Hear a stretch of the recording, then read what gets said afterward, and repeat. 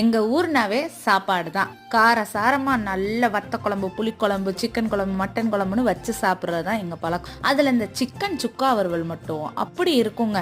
இந்த சுக்கா வறுவல் அவ்வளோ டேஸ்டா இருக்கிறதுக்கு ஒரு மசாலா ரெடி பண்ணணும். அந்த மசாலா எப்படி செய்யறதுன்னு நான் சொல்லித்தரேன். வீட்டுல யாருக்கிட்டையும் சொல்லாதீங்க, ரகசியமா செஞ்சுட்டு சமைச்சு கொடுத்து பாருங்க.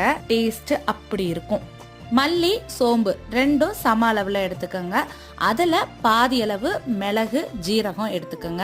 காரத்துக்கு தகுந்த மாதிரி காஞ்ச மிளகாய் சேர்த்துக்கோங்க. 2 ஏலக்காய் சேர்த்துக்கோங்க. சின்ன சைஸ்ல பட்டை சேர்த்துக்கோங்க. 2ல 3 கிராம்பு சேர்த்துக்கோங்க. இது எல்லாமே நீங்க எடுத்துக்கிற சிக்கனுக்கு தகுந்த மாதிரி அளவை மாத்திக்கோங்க.